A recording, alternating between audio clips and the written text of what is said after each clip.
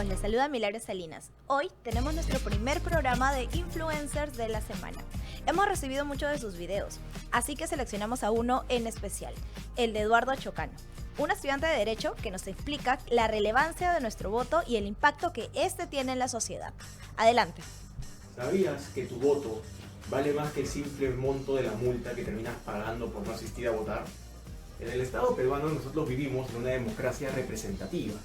Esto implica que existe una relación de representante con los representados.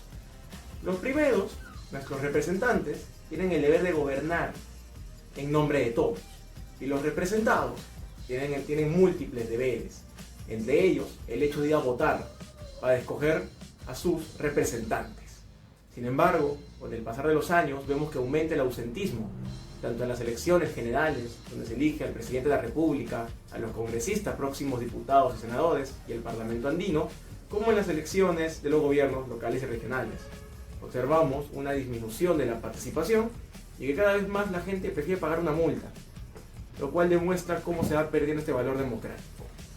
Es un deber de todos los ciudadanos enfrentarse a esta situación y tratar de hacer que prevalezca la democracia y resaltar sus características como la importancia que esta tiene para el Estado peruano. Bien, ahora voy a presentarles a nuestro invitado, Rafael Aita, Capitán Perú. Bienvenido. Hola Milagros, ¿qué tal? Encantado aquí de estar en tu programa. Ya que hemos visto el video de Eduardo, que es un estudiante joven, que le encanta el constitucionalismo, como podemos ver, y nos explica por qué el voto nulo en realidad sí cuenta y cuál es el precio que tiene en nuestra sociedad este tema, quiero que primero nos cuentes por qué Capitán Perú. ¿Qué es lo que te motivó a ver? Acá tenemos su escudo, sus libros, que vamos a hablar de la polémica de sus libros y de todo lo que esto ha llevado en redes. Sí, claro que sí. Bueno, yo diría acá que se unieron dos mundos, ya que primero yo empiezo escribiendo libros, que en un momento me encuentro con la historia a raíz de un viaje a Machu Picchu. Encuentro de que en Machu Picchu había mucho más historia de la que me habían enseñado en el colegio. Me pongo a investigar, a leer los libros de Gorgorowski, de José Antonio del Busto, y efectivamente encuentro una historia que no solamente no se enseña, sino que la gran mayoría de peruanos no conoce. Y es ahí donde empiezo a escribir novelas históricas. Sin embargo, no encontraba la forma como engancharlo esto especialmente con los jóvenes o en los colegios. Y es aquí donde surge la idea del cosplay, ¿no? Yo venía realizando cosplay buen tiempo con el grupo de fans de Star Wars, de Marvel, de DC. Visitábamos hospitales, visitábamos a los niños y ahí es donde me doy cuenta de la importancia que puede ser un símbolo o un disfraz. Entonces, las dos ideas se unen y más o menos por la época en que se pone de moda también los Avengers, pues a un traje de Capitán Perú, ¿no? Que tenía los colores, bueno, de nuestra bandera, nuestro escudo, y hablaba de historia, iba a los colegios y claro, a los niños les llamaba la atención el traje y ese era el gancho para que se interesen por esta historia. Claro, justo como estamos viendo, ¿no? Este programa justo tiene como objetivo que más personas pongan su voz y que otras personas los escuchen.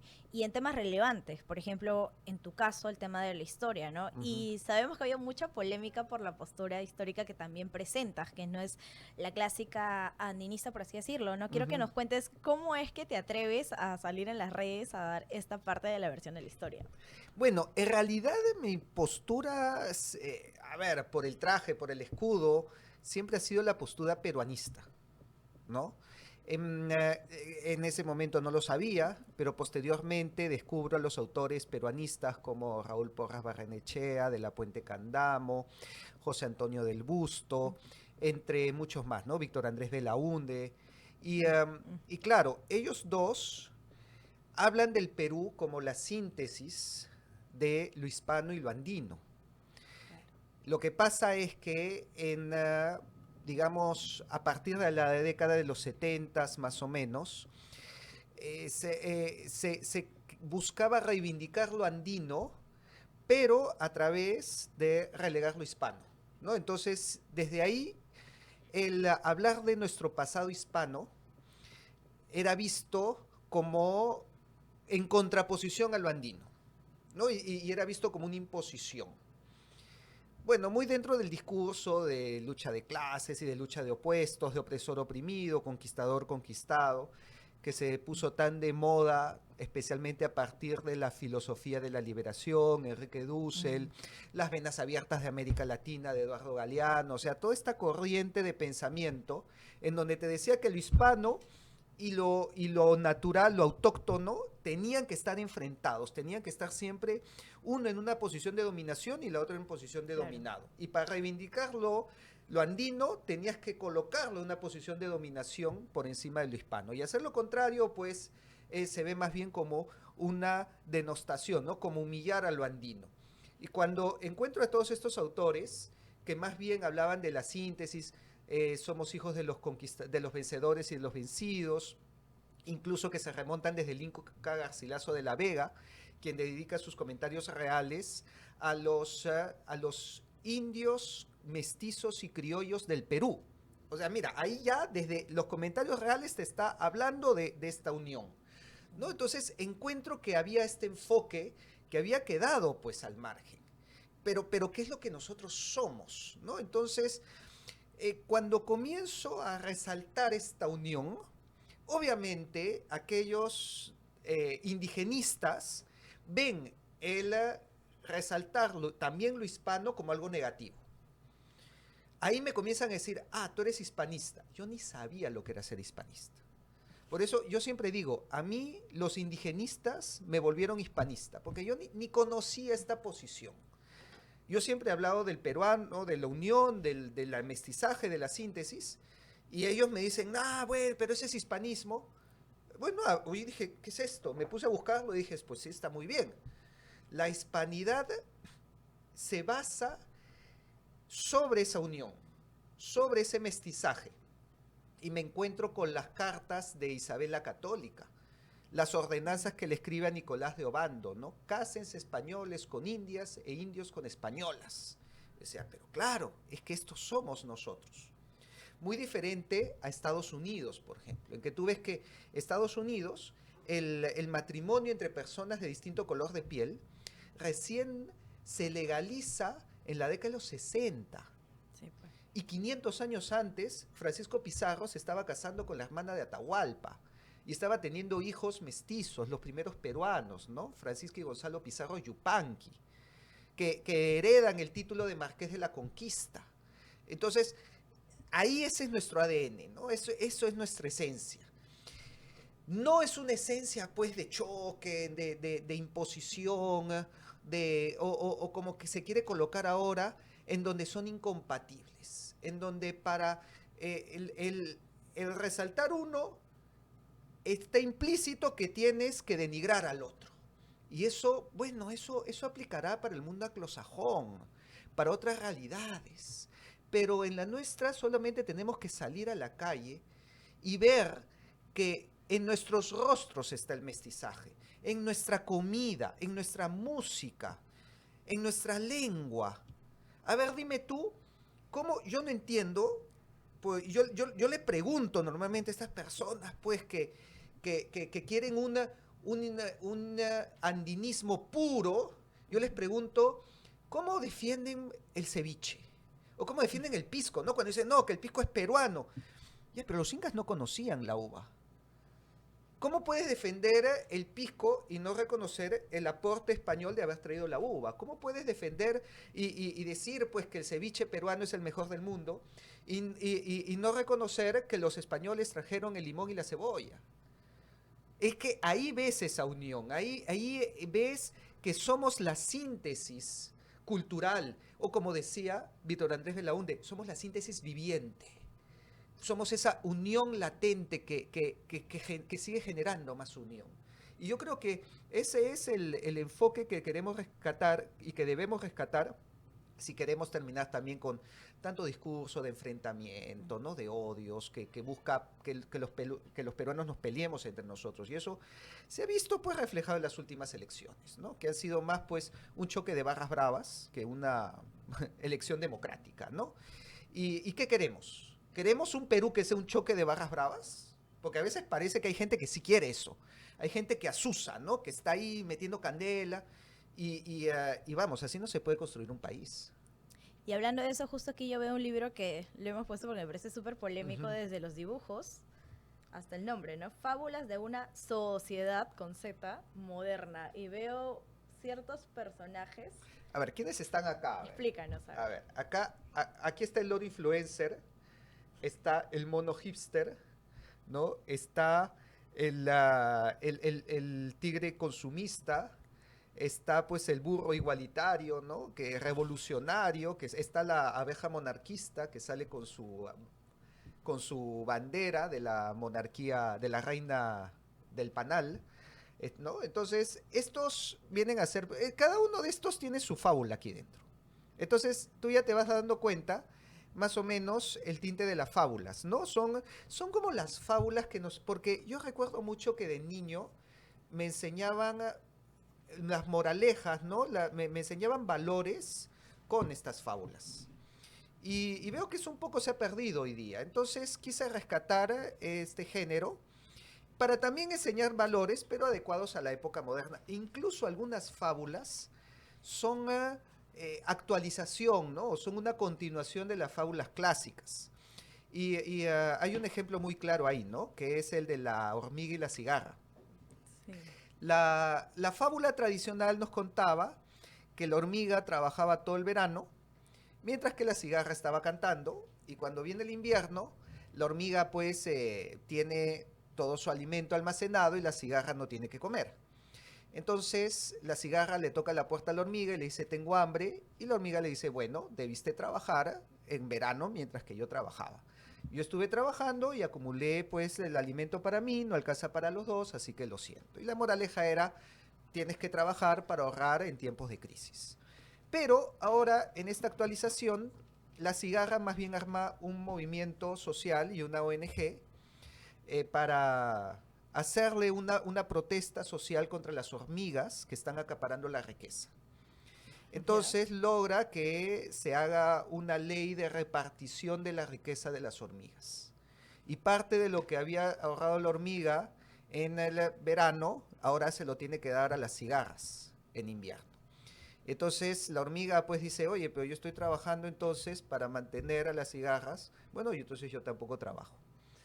Y al final todos los animales se quieren acoger a esta subvención y nadie quiere trabajar y todos quieren vivir del Estado, ¿no? Entonces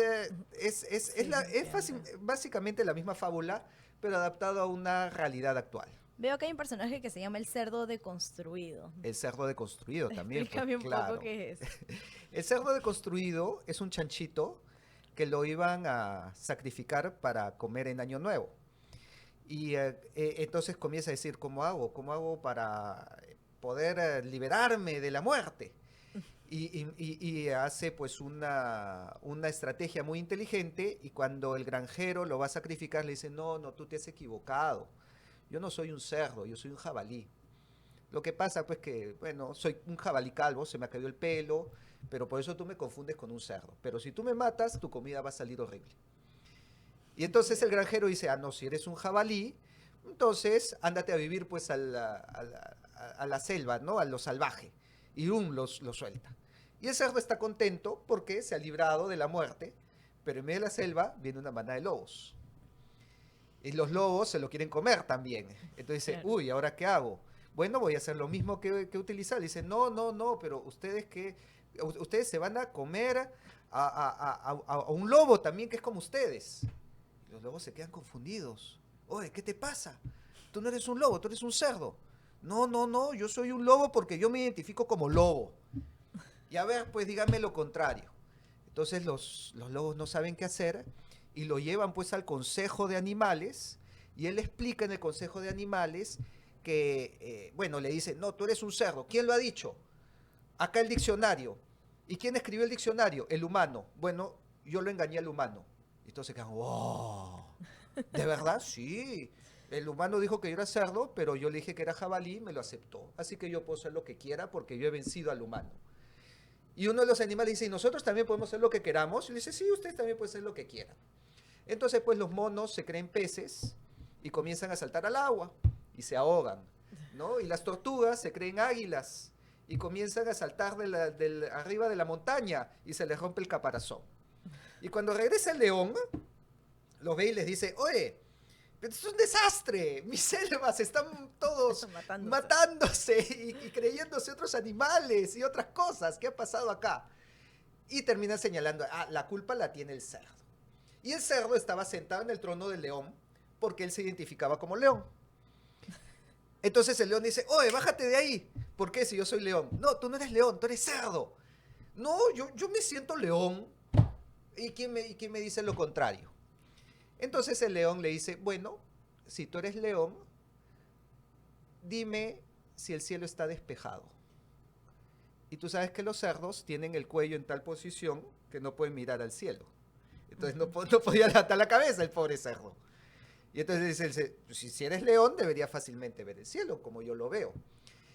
Y el cerdo dice, bueno, es que en estos momentos ya me vuelvo a sentir cerdo otra vez. Dicen, bueno, entonces si es así, vas a terminar como cerdo.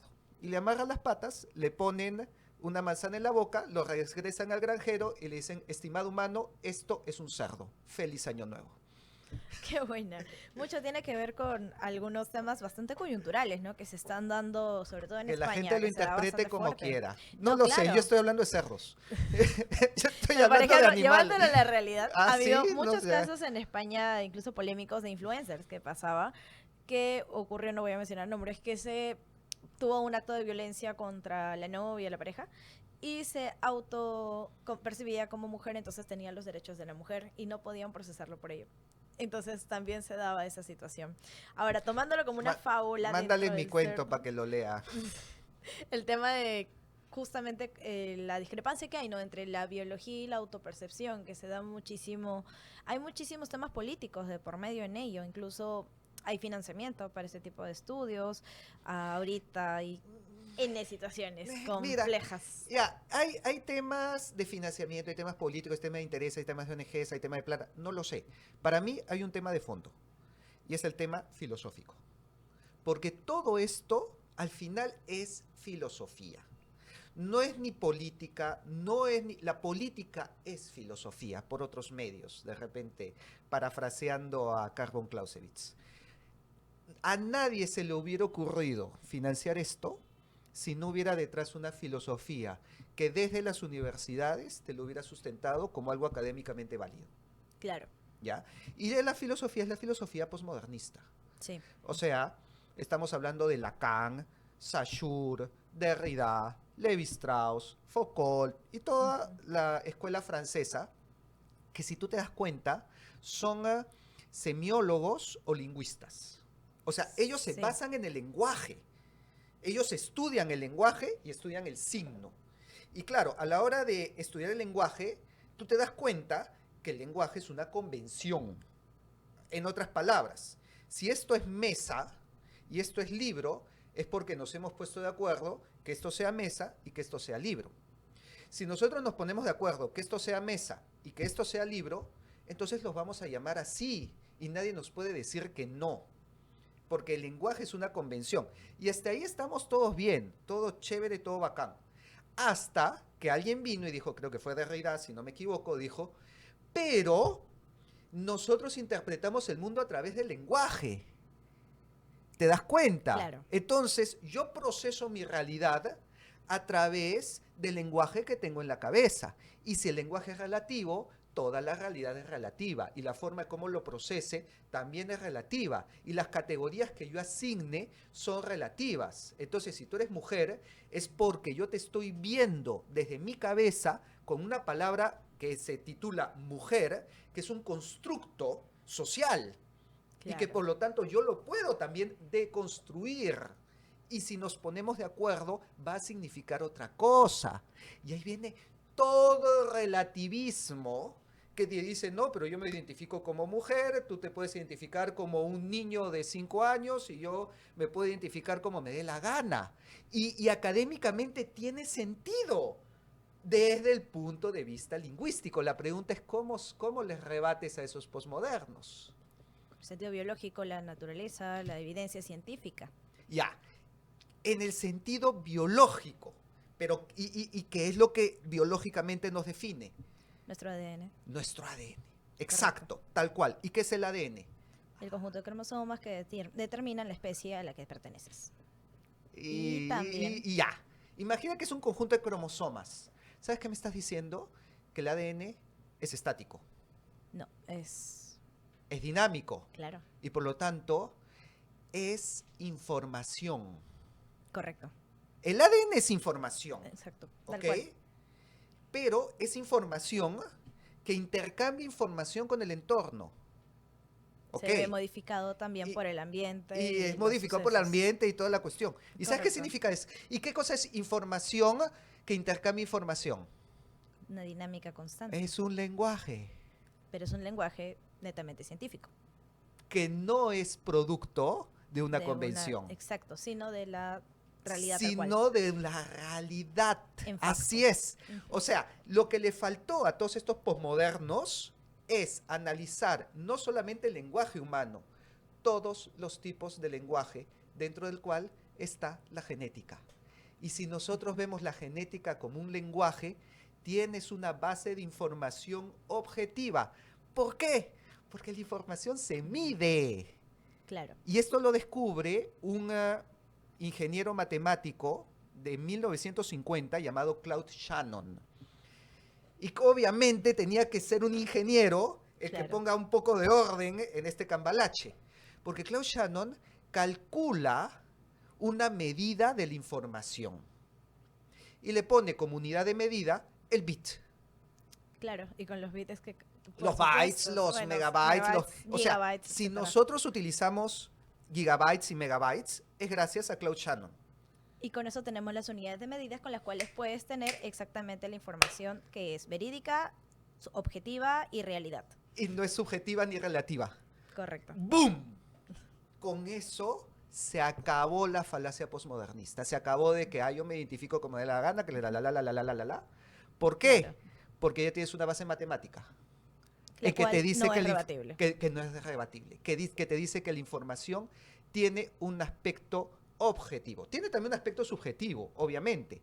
Pero es esa combinación, ¿no? Entonces, yo creo que se pueden venir ideas muy interesantes en que se rompan muchas de estas falacias en donde estamos el día de hoy sumergidos y estamos pues en medio de una tormenta, una vorágine relativista donde no hay un ancla. Pero la ancla en todo lo que vemos siempre son los números. Correcto. Bien, me encantó escuchar esta parte. Justamente este programa tiene como objetivo que si quieres ser un influencer y dar tu voz, como por ejemplo tenemos a Capitán Perú dando aquí toda la explicación con fundamento desde su postura, es más, tiene libros y de hecho algo que me gustaría que comentes es cuál es tu carrera profesional. Soy ingeniero.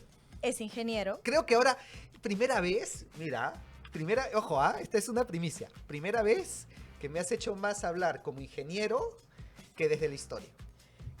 Y justamente fundamentas toda la historia con el tema de la ingeniería. Ajá. Entonces, para que todos ustedes puedan también venir a nuestro programa, contar su voz, contar aquello que están estudiando, no solamente para un tema profesional, sino el impacto con el cual tienen en sus vidas, escríbanos al teléfono que van a ver durante toda la promoción del programa, que es el 997-158-822, mandándonos un video con las pautas de 1 minuto sobre un tema relevante, algo que quieran comunicar. También tenemos otra categoría que es la de emprendedores, porque tenemos que apoyarnos entre todos. Y aprovechando de ello también, Rafael, compártenos también tu emprendimiento, que también es el tema de los libros, los cuales justamente pueden encontrar estas fábulas que están súper interesantes. Y antes de que nos mandes ello, quiero que nos cuentes sobre la orca de tu Sí. personaje. Acá hay una de las fábulas es sobre el animalismo. Y por lo tanto, un personaje importante se llama Keiko. Y muchos me han dicho, que ese es Keiko Fujimori, y he tenido de los dos comentarios, que le dicen, que ese es un cuento fujimorista por Keiko, o ese es un cuento antifujimorista porque le das con... No es ni fujimorista, ni antifujimorista, ni es Keiko Fujimori. La orca más famosa del mundo se llama Keiko. El nombre era por la orca. O sea, googleen un poquito. hay una orca que se llama Keiko, que es la protagonista de esta fábula. No tiene nada que ver, ni siquiera pensé en política, estaba pensando en Sí, la eso orca. quería que lo aclaremos antes, que ahora sí, promociona tus redes, cuéntanos cómo podemos encontrar tus libros, ya que... Pues acá tengo también el libro de los incas del virreinato, que te cuenta la historia de los descendientes incas que vivieron durante los 300 años del virreinato y que no se nos ha enseñado para nada. Tengo acá el libro, bueno, ya hemos hablado bastante de fábulas de una sociedad moderna, que son fábulas con un tinte político, pero explicado así con un lenguaje muy sencillo, incluso hasta lo podría entender un niño, pero que un adulto va a encontrar todo un trasfondo más allá. Estos libros lo pueden encontrar en mis redes sociales de Capitán Perú. Ya sea por Facebook como Capitán Perú o por Instagram como @capitánperuano. Y claro, por supuesto, también voy a recomendar que me visiten en YouTube como Capitán Perú, en donde tengo videos, entrevistas, normalmente sobre temas históricos. Ya te dije, primera vez que hablamos sobre un tema más de filosofía o ingeniería y matemática. Pero escríbame ya sea por Facebook, por Instagram, un mensaje, y ahí les puedo hacer llegar mis libros. Perfecto, muchísimas gracias, Rafael, ha sido espectacular escucharte, conocer más sobre la investigación que también realizas, porque de hecho también tenemos una investigación pendiente sobre la teoría del caos. Así es. Y pues invitarlos a todos a que sigan mandando sus videos, y la próxima semana vamos a tener otro invitado especial, así como Rafael, igual eres bienvenido al programa. Nos encantaría incluso que luego vayamos hablando de personaje en personaje, como quien vamos tomando los temas de la realidad en la que estamos. Y pues chicos, bienvenidos aquí al programa Influencers de la Semana. Síganos en todas las redes y escríbanos.